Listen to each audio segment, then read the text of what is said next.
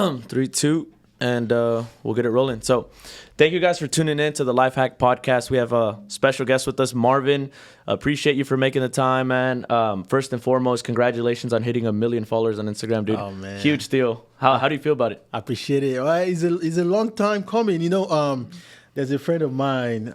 We used to work out together way back then. Yeah. And he just congratulated me and posted like an old picture and said, "Oh, this is when he started."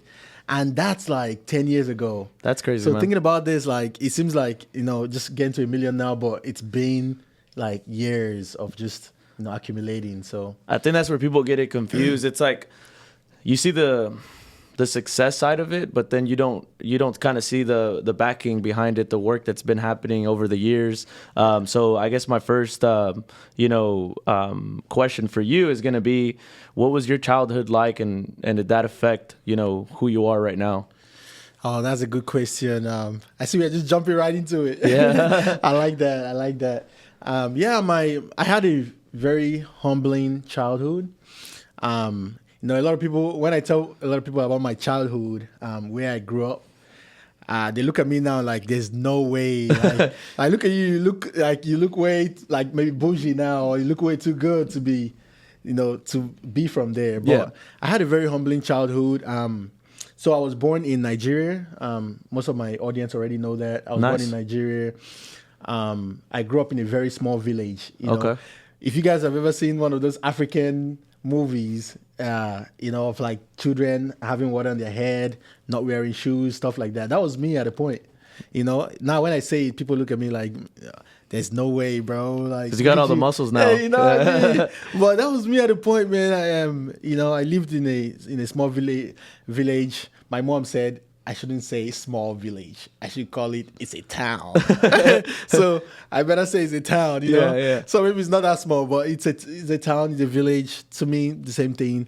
Growing up and having, not having very much, I was fortunate enough to have a brick house built with blocks. Yeah. All right. But my neighbor lived in a mud house, you see. So I was fortunate because my dad broke down the mud house that we used to have, then built a brick house just before I was born. Okay. So that was, that was good. Yeah. Yeah. So I didn't even have formal education until I was like 8 years old. So when did you come into the U.S., or how long were you in Nigeria for? When did that transition happen? Yeah. So, basically I moved from the village where, life was really tough and there was no education for us. Then at that time, when I was at 2 years old, my dad relocated to the United States. Okay. When he relocated to the United States, it was just my siblings and my mom, right? So we then, from there, my mom didn't even have any education, but because my dad wasn't present, she had to put herself through school, Got it. got her degree, and that's when we moved to the city in Nigeria. And the city wasn't even a city. And it was more like, it wasn't, if you guys think about a city, you could think about like Houston or something. It wasn't like that. It wasn't that much of a city. But life just got a little better because now we could go to school. But later on at 16, when I turned 16 years old, when I was just about to turn 16, I was 15, that's when I moved to the United States. Oh, so it was a little bit like down the line. I was picturing, maybe 6, 7 years old, you came into the U.S., but you're talking 15, 16 years old, you guys came down. That's impressive to see where you're at now. And because normally when I hear people, coming into the U.S. at an early age. Mm-hmm. For you, who do you think was a big influence to kind of giving you that drive that you have now? Ooh, I'll give that to just several parts of my life. I'll give that to basically, like I said, I grew up in the village, my upbringing. So I'll give that to like my mom, definitely, most importantly, just seeing how hard my mom worked, growing up. So I'll definitely say I got that from her, and also from the country. If you've ever heard of Nigerians, or like the zeal, the hard work Nigerians have, like just knowing that you're from a country. And for me, like, I didn't have the best, like, I'll say lifestyle in Nigeria. So when I came here and saw the opportunity, it was just like, you have to take it. You know what I mean? So, so I'll definitely say my mom, knowing how hard she works, and also just coming from Nigeria. Nigerians are known to be hard workers and just go getters. So and I when I think about, people coming into the U.S. and for our sake, right, the Hispanics, we are hard workers as well. We come into the U.S., we're hard workers, but you don't get to see too many succeed, past a certain boundary. And a big part of it I've learned now, I'm thankful with God as far as my success, but it's that mindset that separates yourself from the rest of the crowd, right? Because when my family came here, we came with, aunts and uncles and cousins, and unfortunately not everyone gets to succeed, in the US to the 100%. So for you, how do you separate yourself, and how do you think as far as on a day-to-day operations, how do you carry yourself? I know you're saying that you're mindset driven. So what goes through your head as you go through each day, while you're here? Yeah, you're right about that. How you talked about not everybody makes it, right? Because sometimes I see some people, even let me say I'm African, right? I see some Africans come here. Even when the school I went to, we had some Africans as well. And they're just more laid back. Like, let me say, not being judgmental or anything. Like, for me, I try to, live the best as best as I can. Yeah, for sure. So you try to see some people trying to put themselves in a line of getting themselves in trouble, stuff like that. I'm like, what are you doing, bro? Yeah. You need to get right. You need to you need to get your life together, stuff like that, right? And so, seeing that, I'm just, it makes me often wonder. But now I believe, when you talked about the mindset thing, I think that's very important because, just having a mindset of, I want better for myself and I want better for my family. See, so I'll say something that kind of sets me aside is knowing that, I lived in a small village. There was people that helped me in that from where I was to where I am right now. For example, like my mom, my family, even uncles, people that basically sacrifice themselves to get you to where you are. So if you don't really try to be better, it's almost like you're just spitting on their faces. You're not really being appreciative of that effort that they put into you. So I think for me, I always think about what I want those people to be proud of me, right? They already are, but I want to be able to impact the lives of those people that impacted my life as well. I think it's very easy to get carried away because I talk about it all the time. Is you cannot build a building without a foundation, and for me, it's like the foundation, the morals, the ethics, the principles that you live by, that your parents teach you, right? Being humble, being kind, respecting others, being a hard worker. When you really focus on that and, you become the best at your foundation, everything else just falls. Because people often get confused. They're worried about the bigger picture, right? The fame, being successful, being this and that. And they forget about, their foundation, their core values and principles. And I think that when you can focus in on that and really lock in, everything just naturally falls. Because there was a point in my life where I was, not making any money, just college student, a little bit frustrated, just working hard. That was it. Just working hard. But I knew that one day would come where things would start to fall into place. And it's huge, right? But now with that being said, what got you into the fitness culture? Because I did a little bit of stalking and I saw that you were, they reposted it, right? But you used to be extremely skinny. So when did you start getting into the fitness industry? What made you get into it? So I like the way you were being optimistic about how you felt like some things are going to fall in place. I actually like that point. But yeah, for fitness, I started fitness back in 2014, right? Back when I was in college. That's when I started fitness. And what's funny was back in high school, I was this skinny guy. Skinny guy. I did povo in high school, right? So I would always povo.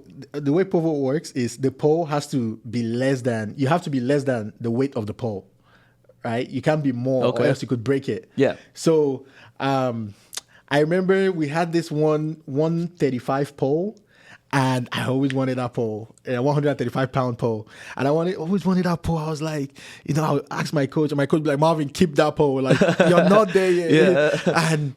And she was just like, so I used to use pole that was less than that. So that means I was, less than 130, 135. I was about like 130, very skinny guy, lanky. And people even called me Starving Marvin. Oh, wow. So that was my popular name back in high school, like Starving Marvin. Man, I remember this girl that I had a crush on, right? And I was like a very skinny guy, and I and my brother was more like muscular. Because for some reason he started working out earlier. So he was pretty amongst like one of the good looking guys in high school. And me with my skinny self. So she was sitting in the middle of I and my brother, and she looked at my brother. She's like, oh, like he's muscular. Yeah. Like, and then she looked at me, and she looked back to my brother. And she's like, Kevin, can you flex? Can you like flex your muscle? And my brother is like, boom. And she grabbed it, and she turned back to me. She's like, Marvin, can you flex? And I was like, don't do this to me right now. My skinny self, and I like put her. She's like, oh, it's so cute. Yeah. Oh. I was like, golly. But, anyways, through high school, I was just never interested in fitness. Even though my brother did it, I always wondered, like, why do people even work out? Like, it doesn't make no sense. You just want to be big. Like, yeah. So it never really made sense to me. But when I got to college, just having the idea of like, I want to be better, right? It's funny because I used to play a lot of video games. Okay. So one day, my brother and his friend were heading to the gym. So they were like, Marvin, come with us to the gym. I was like, bro, I don't do that, man. Like, I just want to play my video games. They're like, bro, you've been playing this video game. Every year, NBA 2K has a new one. So you just keep playing. Just come with us. And I was like, nah, bro. And they're like, you can play basketball when you come. And I enjoy playing basketball. And I was like, okay, you know what? I'll come just to play basketball. So I went with them to play, to head to the gym. It's like a recreational center where they have a basketball court and they have a gym. Okay. So while they went to the gym, I went to the basketball court and I was just playing, just hooping. And then later he came back to me. He's that friend of mine. He came to me in the basketball court. He's like, Marvin, come here. Come try this. Like, just come watch us do this. I was like, bro. Then I walked into the gym with them. Dragging in. Yeah. He put me in there. He's like, get in here, like just try it. Like, you want to try it? Just try. And it was like a decline press, I remember, or like a bench. It was a decline press. It's like, just try it. Then I got on there, and he put like a 5-pound for me. Yeah. And he gave it to me. He's like, Marvin, can you do it? I'm like, of course I can do this. Like, what are you talking about? Then he gave me, I started doing it. And then they just kept, and he's like, you know what? Let's add more for you. It was almost like a burnout on my very first workout ever. Yeah. You were maxing out on your first day. Can you imagine? So he gave it to me and I just kept going, and he added more, kept going. And after I was done, I was like, I couldn't do no more. I came out and my chest was so pumped. I was like, what? Like, this feels good, Yeah. And when I go back home, I couldn't work out for the next like 3 weeks because I shot out like everything. Like my muscle was so sore. But after that, I was like, you know what? I want to come back with you guys. And that's kind of how it started. Okay. Just almost like your friend. So that's why it's important to have good friends as well, because they will drag you into good things, Yeah, so, for sure. So from there, after 3 weeks, I started getting like a massage and everything, and I got back into it. And I just started working out. And since then, fitness has changed my life. Like I would give credit to God first, but after that is like fitness has like transformed my life in different ways. Like all the reality TV I went into, I would say it's because of the way I look. A lot of them, like, yeah, man, you were on that's interesting point, dude. It's for you, right? The fitness culture got you into so many different opportunities, and that's something that I did want to touch base on. Is you were on America's Got Talent, and I did see that Terry Crews popped out. So how was that feeling for you? Oh man, I told who have I told this? I believe I even told Terry Crews himself. Is like, I know I was on America's Got Talent, but being with Terry Crews, like performing with Terry Crews, was the best experience of my America's Got Talent. Insane. Like when I saw him, you could tell from my expression. Like I didn't know he was going to step on stage with me. It wasn't planned? It wasn't planned. Like him coming into the stage with me. Like, so I thought my performance was over. Next minute I saw Terry Crews taking out his butt. And I was like, no, this is not happening right now. Like, and then he ripped the shirt. I was like, that is crazy, man. Yeah, so that was very exciting, like being on stage with Terry Crews. So that was quite interesting. Did you know that he was there at the moment? Yeah, you did know he was there. I knew because he's the host. So even when I was backstage, waiting to perform, I could see him. I was like, oh my God, like that's Terry. Because I was doing like a short vlog of myself, of the whole experience. I never got a chance to post it, but I was doing like a short vlog of myself and I was zooming. I was like, okay, guys, that's Terry Crews right there. Like, like I can't believe this right now. And then I tried to like kind of walk up to him and the security guard was like, back away. Yeah, back away, buddy. I was like, okay, it's fine. I'm sure I'm gonna get a chance to see him, And funny enough, like after the experience, and Terry Crews is he's such a huge guy. For sure. I've seen people that are big on like TV or something, and I see them in person. I'm like, or like influencers or something like that. I'm like, you look bigger on picture or like for video. sure. But seeing Terry Crews, I was like, this guy is jacked. And how old he is, like still massive. He's massive, he's tall, like he looks like himself, you know what I mean? So did you get to actually conversate with him after that? I did. So after we finished, we went backstage and there was a video of him just like, Marvin, you're a star. And this was like before my other shows. And he's like, Marvin, you're going to be a star. Like you are amazing and all these things. I was just like, oh, Terry, thank you so much. And after that, he gave me a follow on Instagram. That's awesome, man. And so I tell everyone right now that I and Terry are twins. Even when he comments on my stuff, I'm like, that's my twin right there.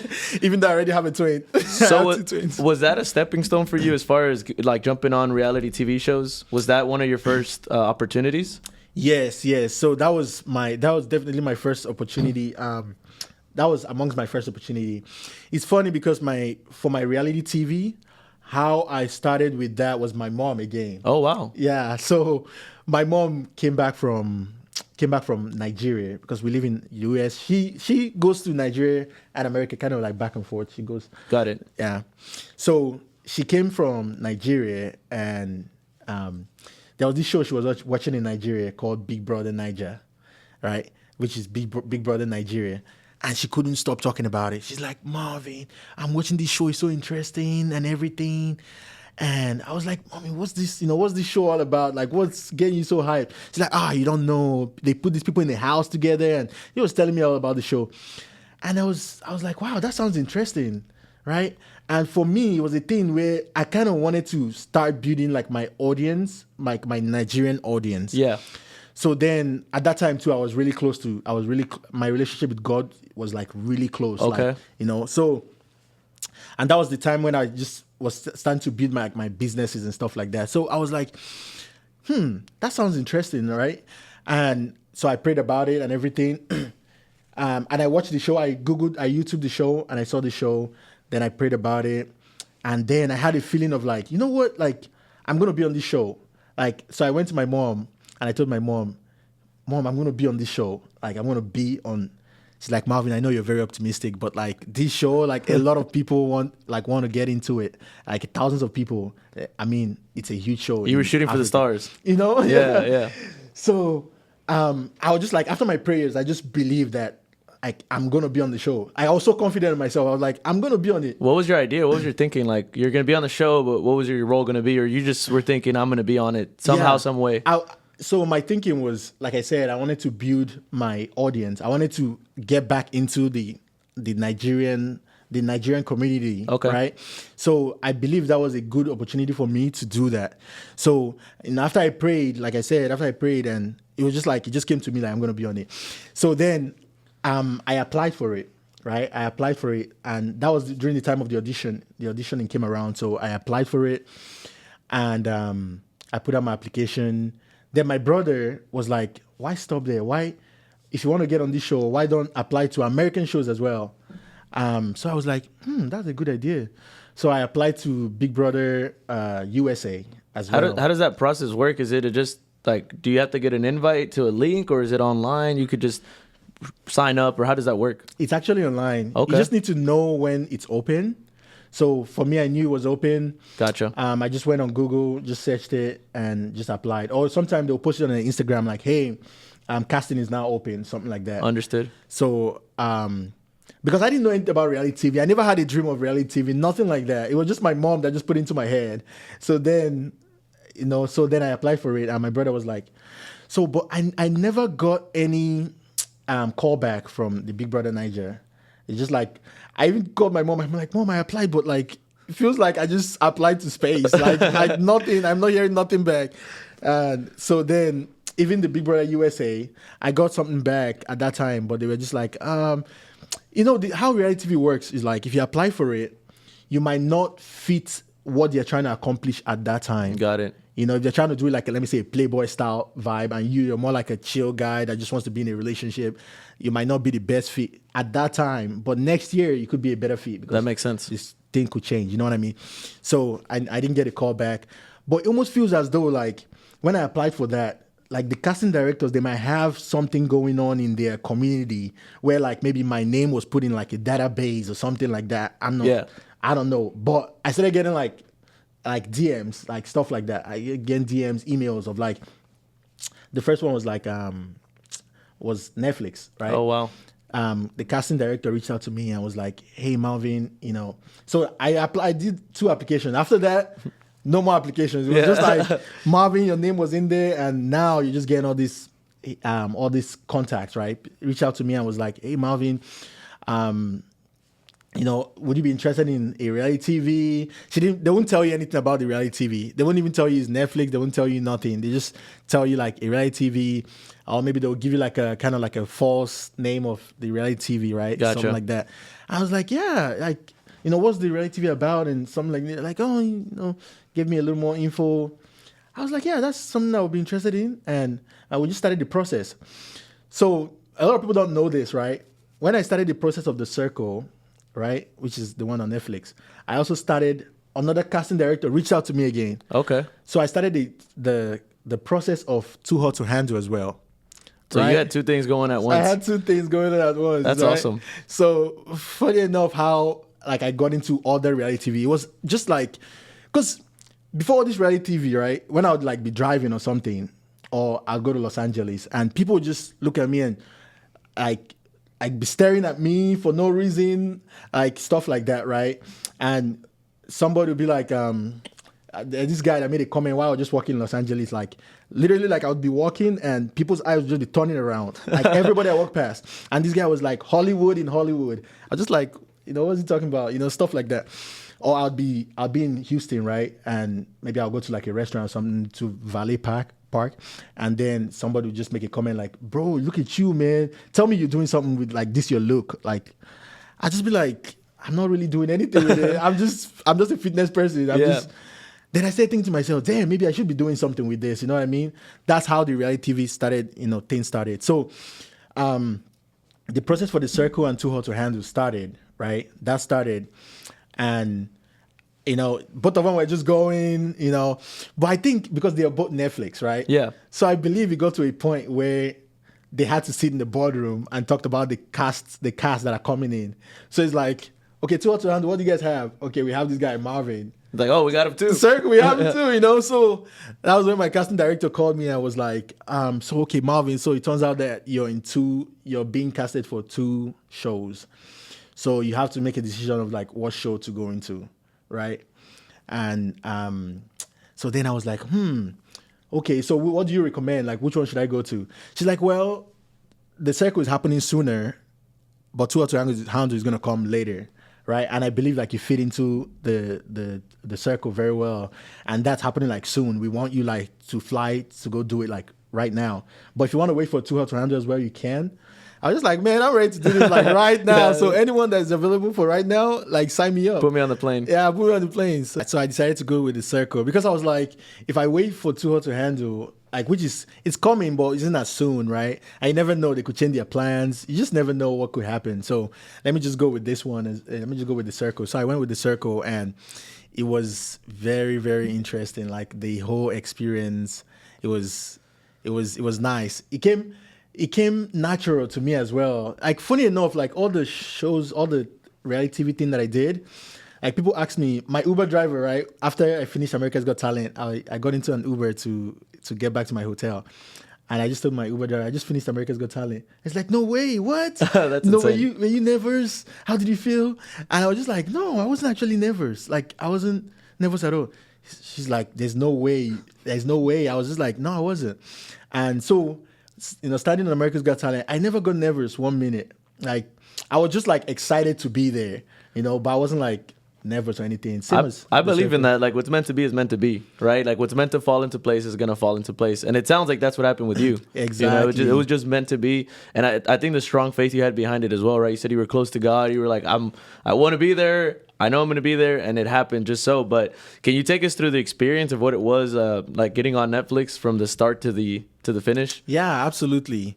Yeah, definitely. Speaking of God, like the relationship that I had with God at that time, like nothing could touch me. Like literally, if I said like I wanted to be on something, I just get on it.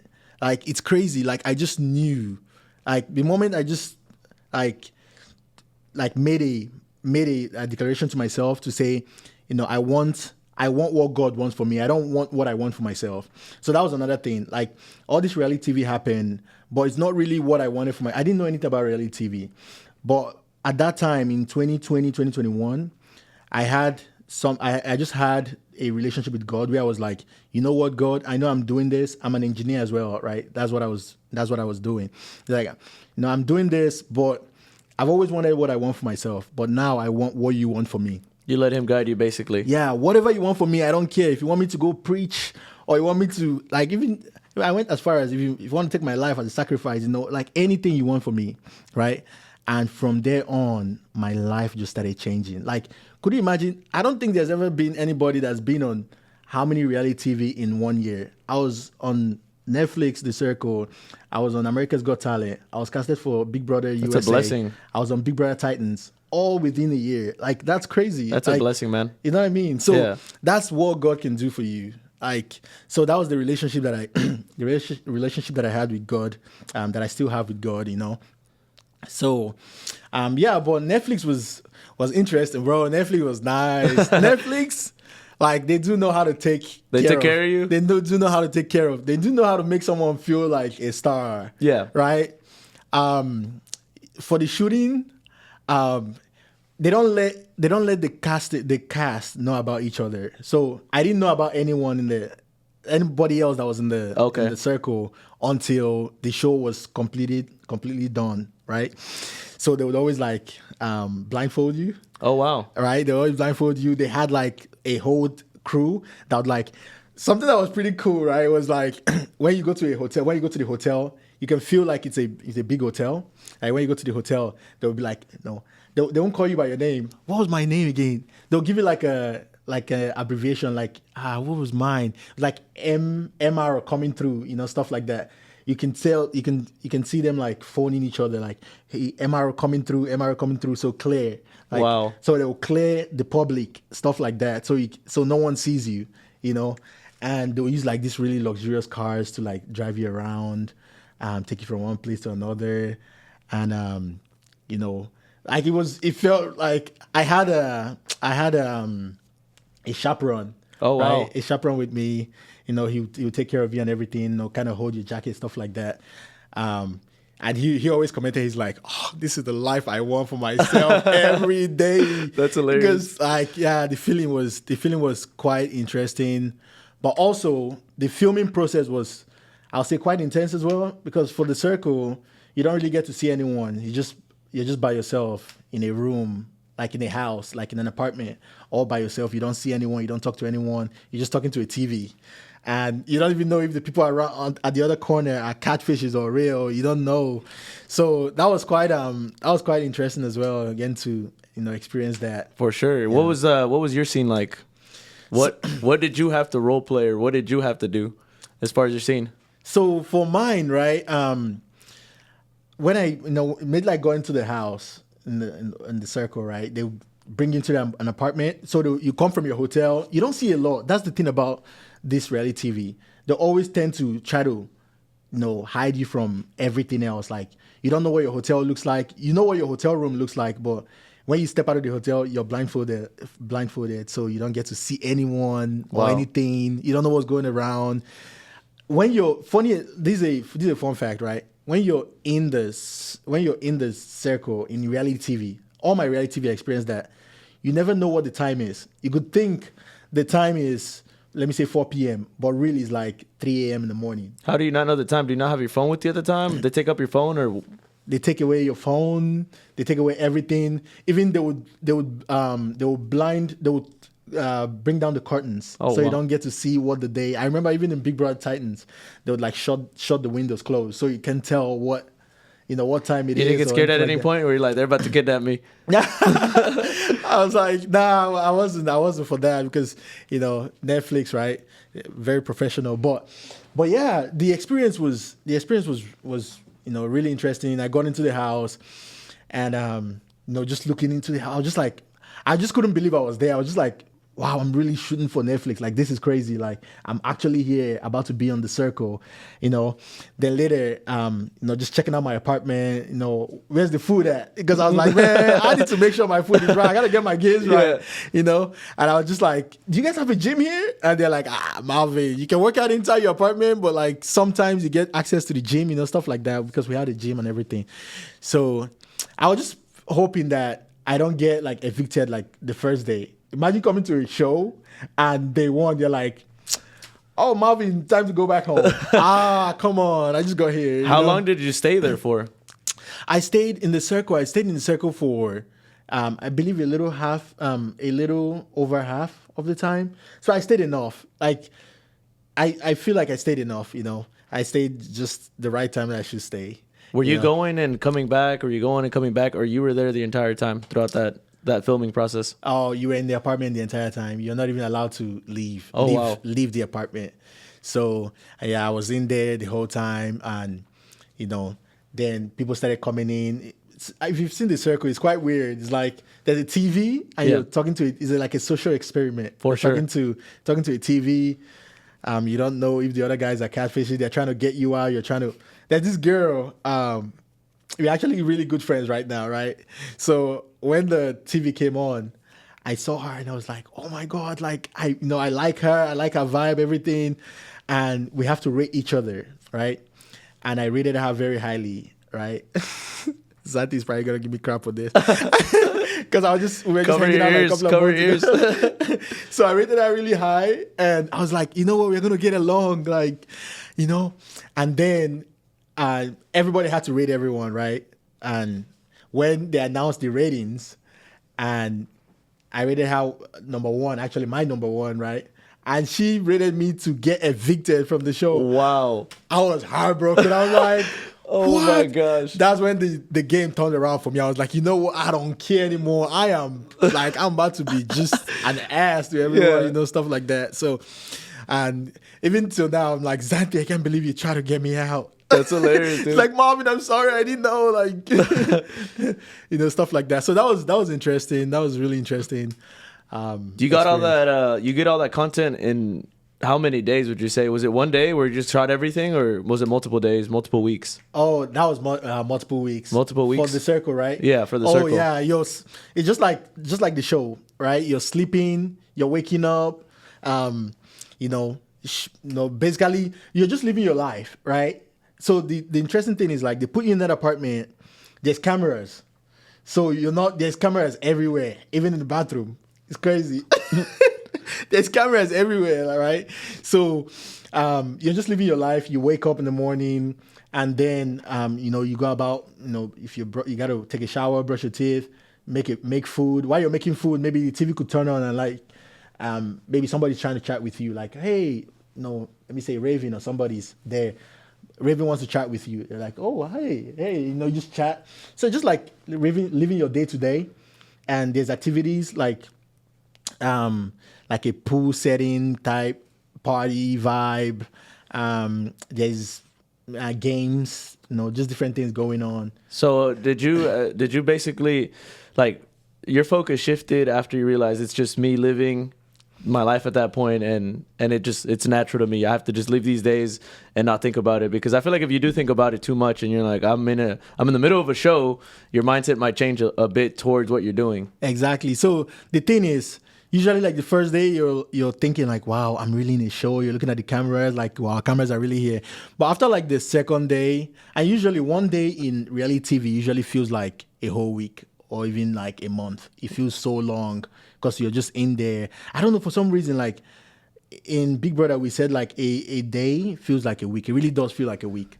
So after like 2 days, you're over it. You're like, you don't even care about the cameras anymore. You're not even looking at the camera. You're just going about your day, whatever you got to do. That makes sense. Yeah. So you get over it after like, I'll say 2 days, because that feels like 2 weeks. So did you feel a big difference between like Big Brother and The Circle, or was it similar vibes between both? It was different. It was different because The Circle, right, was more like I had my apartment to myself. But now Big Brother was more like you're in Big Brother with 25 other people.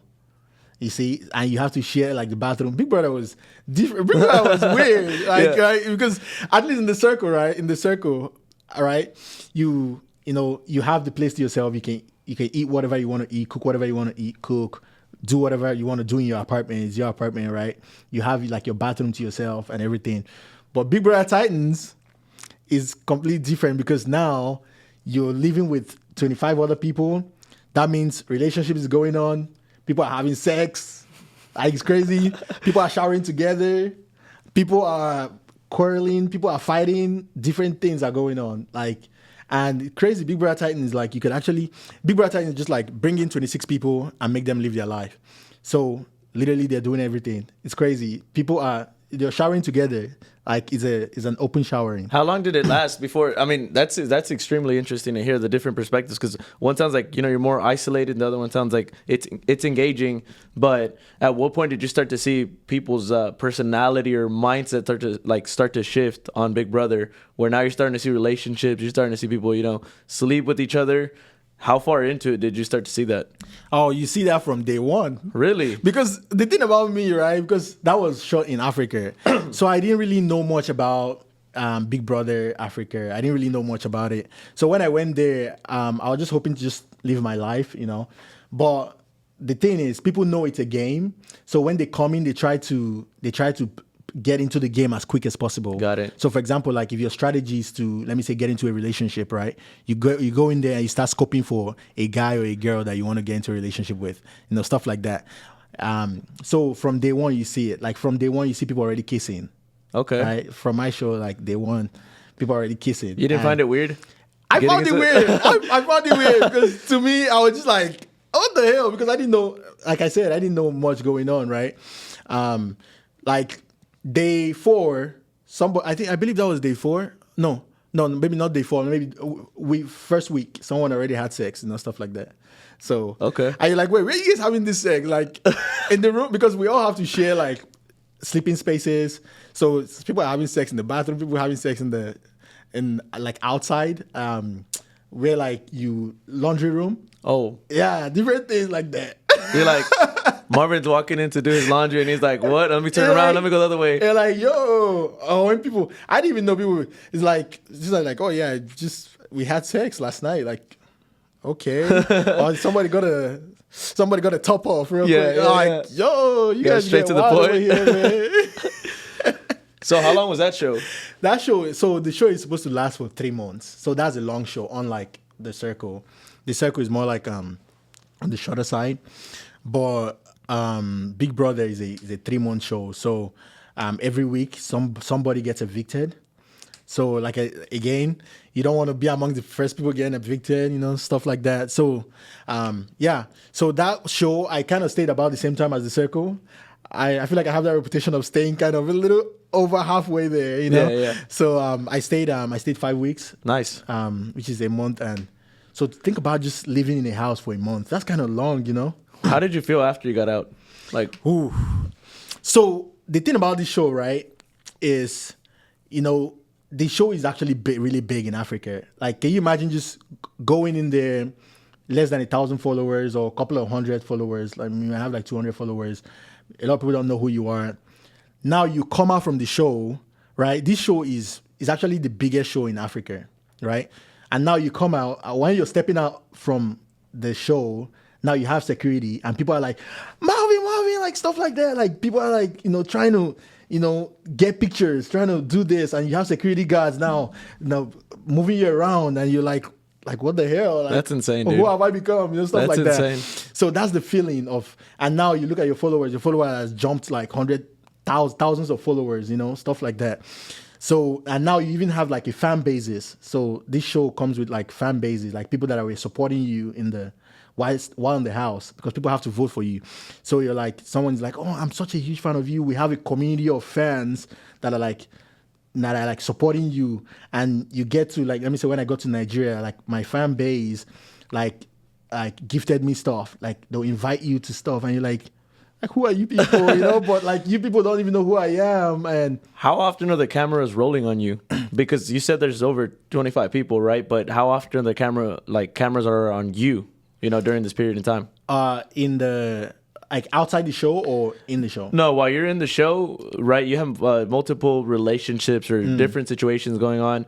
But do you know when you're going to get recorded, or this is just something that they pick and choose what they want to, what they want to record? Yeah, they pick and choose. So it's just like one of those TV shows. Like they could just, let me say, now I know that if something interesting is going on, then the camera comes on you, stuff like that. What was your favorite out of that show? Your personal experience. My personal experience. So my favorite part of the show, right, is the fact where you're just not thinking, you don't have any responsibilities. So, you're just there. You're not thinking about bills. You're not thinking about food. Like the show is just providing you all these things, right? So that was my favorite part of that show. just being laid back and just living my life. For sure. And yeah. Why do you think people like to, like, with that fan base that you have, why do you think they're like, we want to jump on his fan base in regards to the comparison of everyone else? That's actually interesting. I've never really thought about that. I should probably ask them that. Like, why do you guys choose me? You consider yourself more laid back, or how do you consider yourself? How do you carry yourself? Yeah, so actually the name of my fan base is called The Movers. Okay. Shout out to The Movers. The Movers? They won. Yeah, if you go, they're all over. They're probably watching this, so. Oh, 100%. Big shout out to The Movers. Big shout out to The Movers. Like, Movers, we move on it. Yeah. That's our slogan right there. So yeah, The Movers are, they're very supportive. Like the fan bases are like, it's almost like a cult following, you see. So they're there. How do you keep up with them? Okay, so for me, like what I did while I was in South Africa, right? I did this thing called Marvin's Connection, where like I invite like the other housemates, and then I also invite the movers or just fans of the show, right? Anybody that wants to come, stuff like that. So that's one way of keeping up with them, or just on social media as well, like on Twitter, right? Just chat back and forth. For us, we have a group, right? Okay. We have a group. I don't directly keep up with them on the group, but we have like a movers group, like a movers group club. Chat. Okay. Group chat. That's understood. That they stay engaged and everything like that. That's awesome, so man. just through social media. Okay. What are your plans? I mean, do you have any plans? Have you been thinking about anything going down the line? Are you planning to apply to any other shows, or where are you at right now in life with as far as reality TV shows go? Yeah, when it comes to reality TV, right now I'm just laid back. I'm just chilling because I've done so many reality TV. So maybe it's time to just kind of just step back a bit and just see other things, other options. I know with Netflix you tend to see like returning people from other reality TV in a new reality TV, right? Stuff like that. So, but for me right now, I'm just focusing on myself. I want to get into content, right? Right? I mean, that's what I do. So I want to get into content. Hey, so we're on the pod right now. So what a way to start. Exactly, right? So something that I achieved while through this process, right, was growing my YouTube. I was fortunate enough to grow like my YouTube into like right now we're at 370K subscribers. So, congrats on that, man. It's hard to get on YouTube and get momentum going. It's That's hard. One of the hardest platforms because everyone wants to jump on it. But exactly. Congrats on that, man. Thank you so Keep much. It going. So after the show, I was just like, you know what? I want to grow my YouTube, right? So I should start putting out content. So I just did that, and luckily enough, it grew. So I'm just trying to dive deeper into like the social media content thing, fitness, What's your favorite kind of content to produce? The fitness content, definitely. Yeah. So, that's where it all started, right? It all started from like the fitness. So fitness is my base. It's never going anywhere. I like the idea that, because if I think about Starving Marvin, right? Starving Marvin was that guy that was just skinny, didn't have very much information. Luckily enough, I had some friends to guide me, but like there was some times where I didn't know what to do, and I wish there was somebody there to guide me on to how to exercise, how to eat right, how to do certain things, right? And I didn't have that, right? But so now I feel as though I can be that person for Starving Marvin. I can put out those content that Starving Marvin or those people would need to boost their fitness goals, right? So that's why I'm doing this, to help others, make a difference in their lives through fitness. That's awesome to hear, because I do have a lot of respect for people that think that way. They're not doing it for themselves; they're doing it for others, and that's referring right back to where, when you focus on the cores and principles, everything else is gonna come right back at you, right? Like you're saying, fitness is your base; it's not going anywhere, and then it's just everything's coming into play. So that's awesome to hear, man. Like I said, it's super, super difficult to be that consistent, but when you're having fun doing it and you have a purpose, I think it's just natural to you, Yeah, you got to put people. The secret to content, according to me, right, is you got to almost forget about what you want for yourself. Right, you just gotta, like, people are always asking me, Marvin, how come you never post like a picture of yourself, like the way I'm dressed right now, or like I travel a lot. I mostly don't post that a lot. I usually just post fitness, because if I post like my traveling, I'm really posting it for me, because really it's not really helping others. Like, really, I don't really think so. But I post that fitness content because I believe that's what is gonna help people. That's what people want. So to be successful in content, you have to put people first. Like, you really need to just worry about what people want, not what you want. People ask me all the time, and that's right on the dot, because people ask me all the time. They're like, what's the number one reason you want to do your podcast? Why do you do it? And the reason that I put behind it is so that people can learn something new. Out of every episode, out of every reel, you're learning something new, or you're simply just getting motivated, right? Just the way you're speaking, it's like people are following it. They're going to be like, wow, that's an interesting point of view. And now I want to do that, right? So for me, I do agree with that content, you have to have a purpose, and it has to be bigger than yourself, ultimately. And like I was saying, trying to retract a little bit here, Wyoming. Oh, yeah. Just getting to know your experience there. How did that happen? How did you end up in Wyoming? And what was your college experience like when you were there? Yeah, a lot of people don't know this. A lot of people don't know this about me. But I actually lived in Wyoming for 7 years. 7? 7 years. Wow. So, yeah, I actually lived in Wyoming. So when I moved from Nigeria to the United States, my dad was living in Wyoming. He just got transferred from like California to Wyoming at that time. So that means we had to, live in Wyoming. So that was quite different. Wyoming is a whole different state, It's a whole different state. I remember it was really cold, living in Wyoming. There's not much people in the city I lived in. I don't quite remember, but very small population. Like Wyoming, the entire state has one university. So can you imagine? Can you imagine, like, so almost like Texas? Yeah. Wait.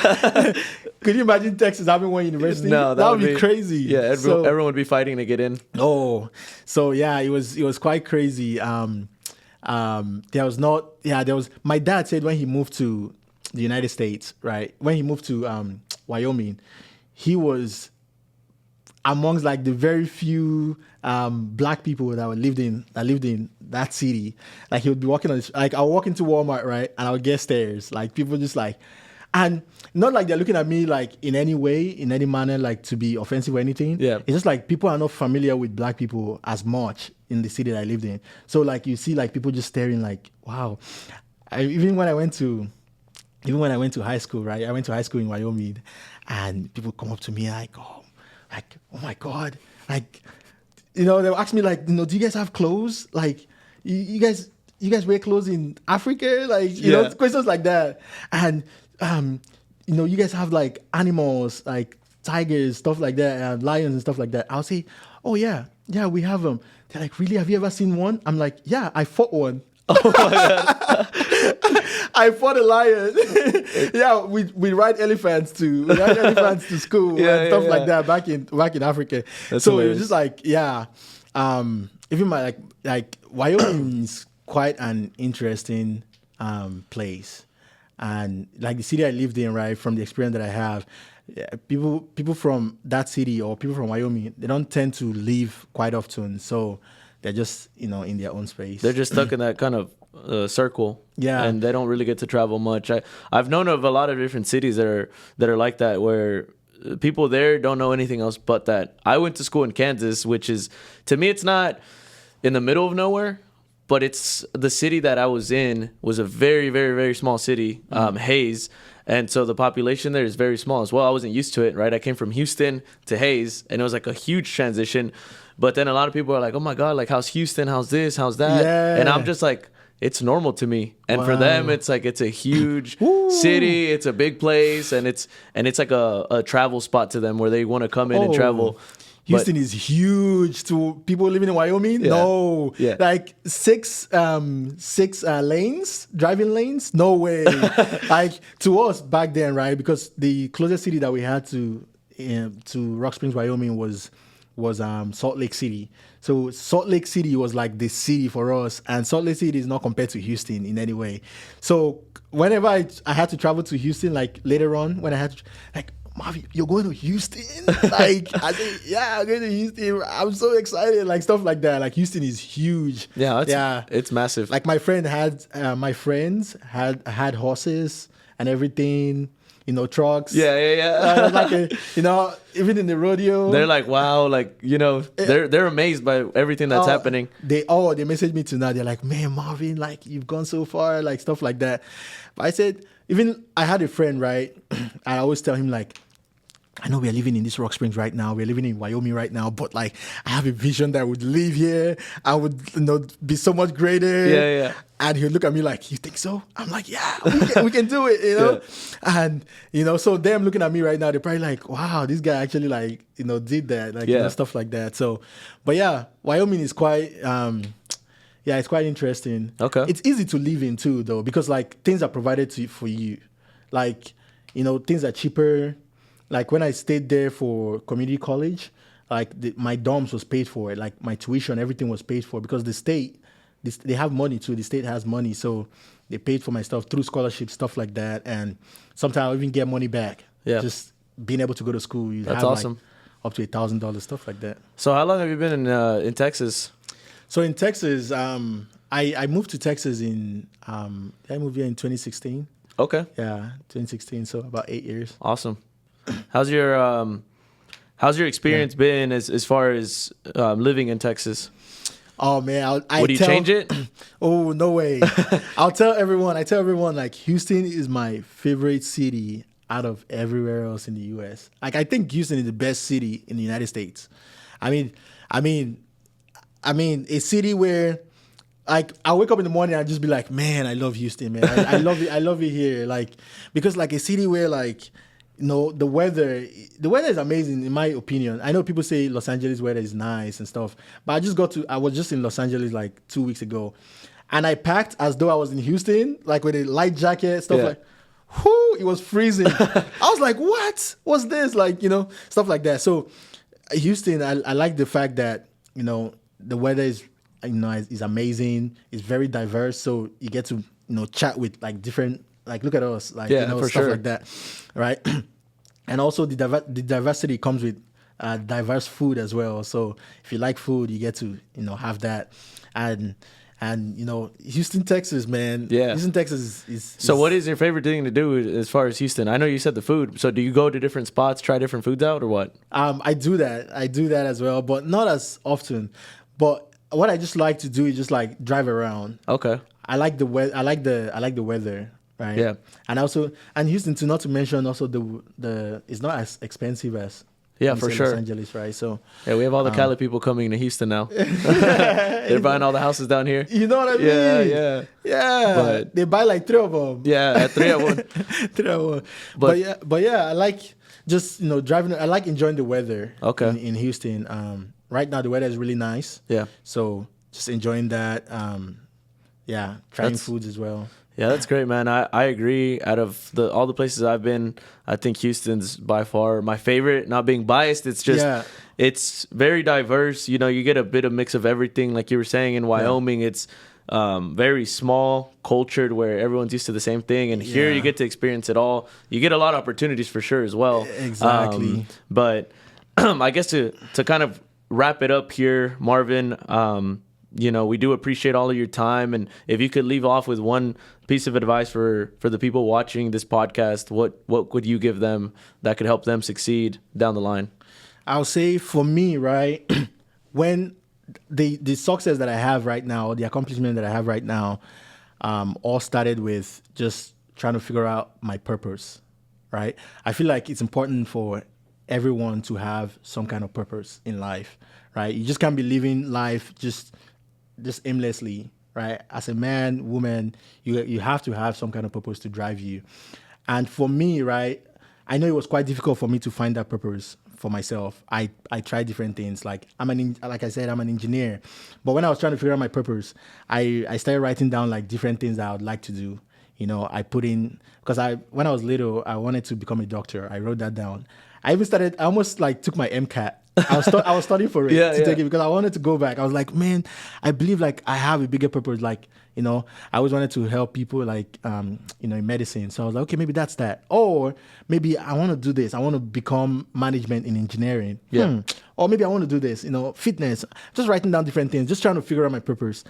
And I tried a lot of things, right? And nothing really was adding up, right? So what I did was, that's when I got close to God. What I did was like, let me try a different route, right? And I started a relationship with God.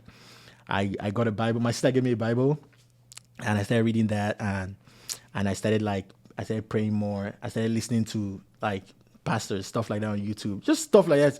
I tried to build my own relationship with God. And when I did that, once I found that relationship with God, I mean, you guys can see what happened. Like my life literally changed. So I would say for me is, you know, finding a purpose and building a relationship with God, and to amaze you what God can do in your life. Like, he surprised me. Like, I never really thought I'd be where I am right now, but every day is always like a surprise. Like, I'm just like, bro, how, you know? But it's crazy. It's crazy once you leave it up to God. Like, what you get out of it is like times 5. He'll surprise you. So yeah, that, and, you know, I would say, you know, putting effort into anything that you're doing. Whatever you're doing, you want to try to do it as good as best as possible. Don't go halfway. If you want to do content, you know, just do it. Like, do it. Try to do it to the best of your ability. Right? There's a saying that my dad says, as far as doing everything to the best of your abilities. Like, if you're going to be a street sweeper, be the best street sweeper there is. If you're going to be a doctor, be the best doctor there is. If you're going to be an influencer, be the best influencer there is, right? So I 100% agree with you. And also, you know, getting closer to God, it becomes bigger than just you. You know, whatever your plans are, it's like they scratch it off the table. It's what he wants for you, right? And it's 99.9% of the time not going to be something bad, right? He's going to try to put you in a position to win. So it's been interesting to hear the way that your mind operates, all the accomplishments you've had. Like I've already said it, congratulations on everything that you've been able to accomplish. And I know that you have a lot of big plans ahead of you. And thank you for your time on a Saturday, making the effort. So it's been a pleasure to have you on the Life Hack Podcast, Marvin. I appreciate you. Thank you so much for having me. Yep. It's fun.